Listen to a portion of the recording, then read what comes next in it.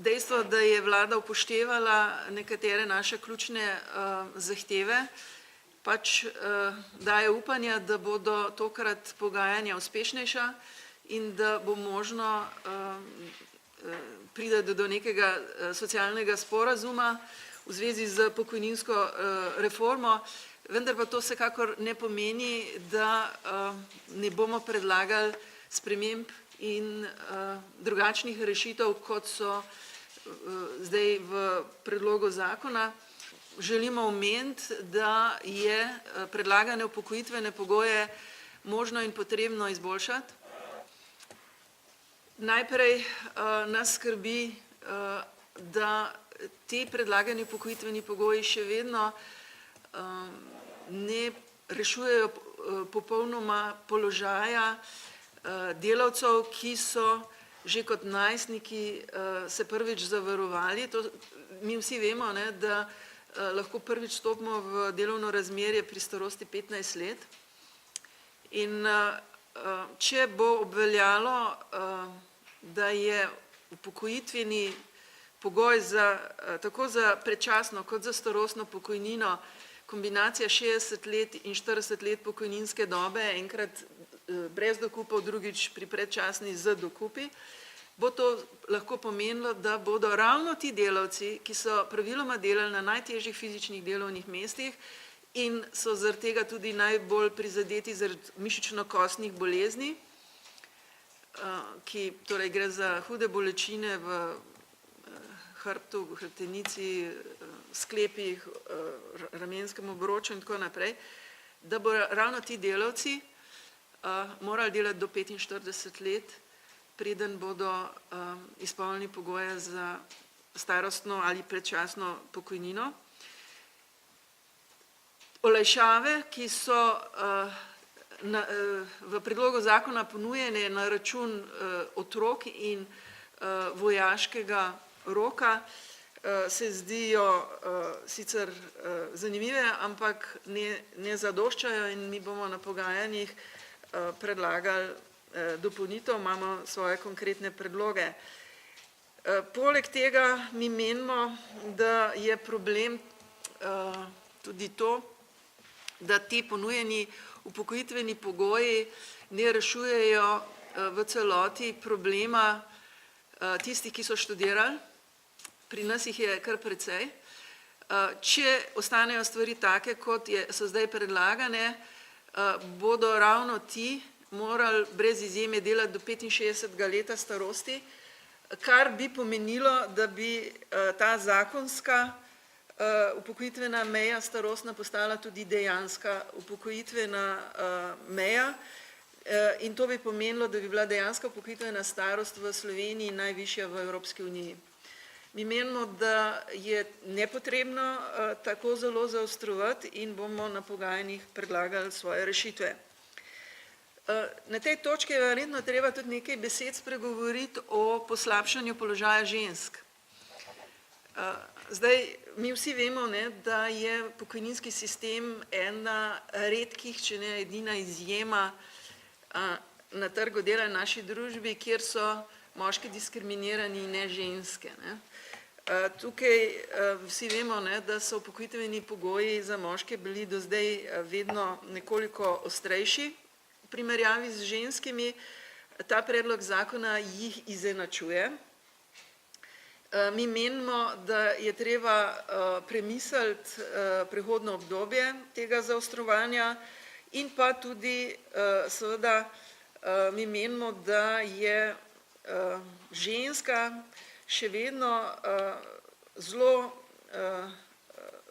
torej v večini primerov v slabšem položaju na trgu dela kot moški in zaradi tega bomo predlagali, da je upokojitvena starost 38, torej ne starost, upokojitvena delovna doba 38 let, ki bi v kombinaciji za 60 let in olajšavami na materinstvo morala zadoščati vsaj v tem prehodnem obdobju.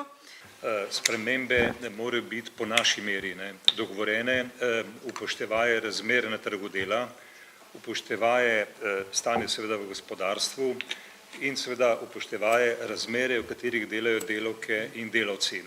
Odgovor na ta vprašanja in iskanje rešitev mora biti naš, ne pa pod pritiski gospodov, ki ne poznajo razmer in ki se lotevajo reformi, pritiskajo zgolj izključno zaradi reševanja financ, proračunov.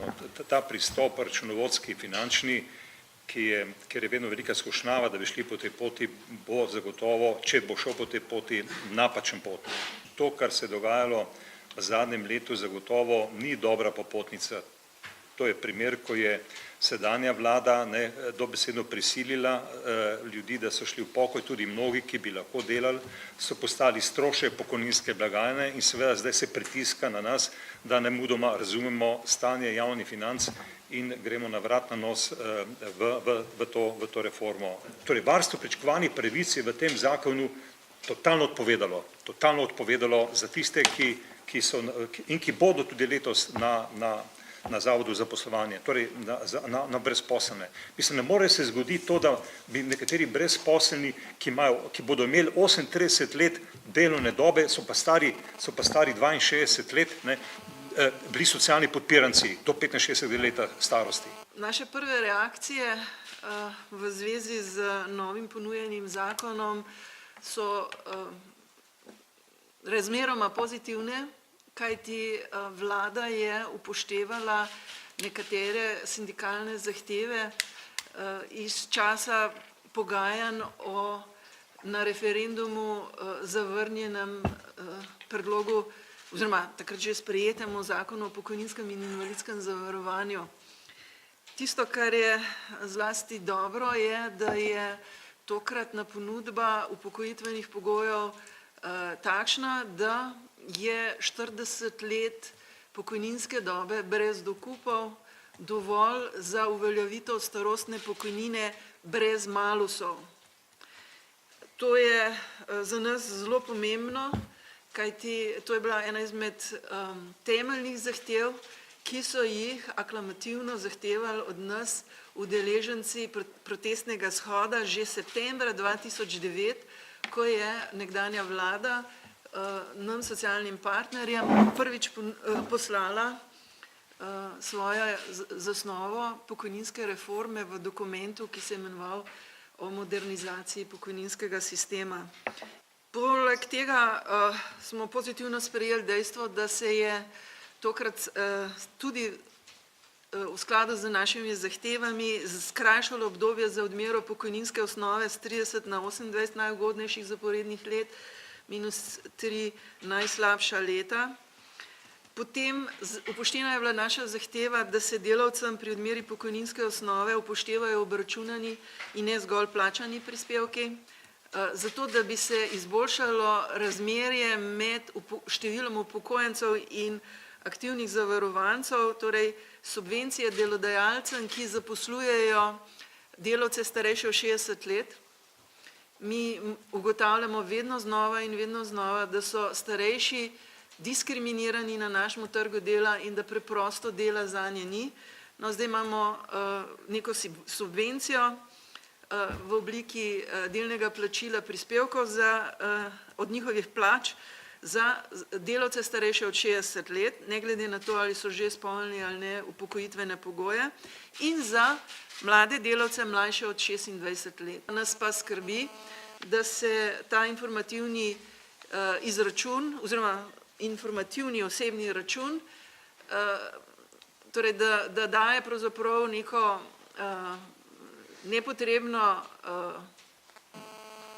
konotacijo tej pravici, ker nekako mnogi ljudje so razumeli, da je to pravzaprav prvi korak k uvajanju individualnih osebnih pokojninskih računov, navideznih pokojninskih računov, kar mi zavračamo, zato ker menimo, da bi to okrnilo solidarnost v našem pokojninskem sistemu.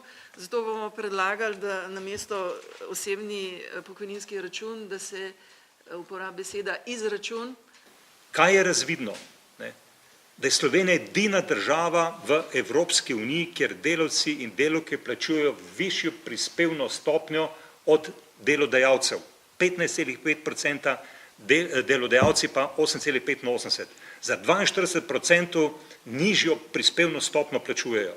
V večini evropskih držav plačujejo delavci in delodajalci isto stopnjo, v Nemčiji 19,6 recimo, ne.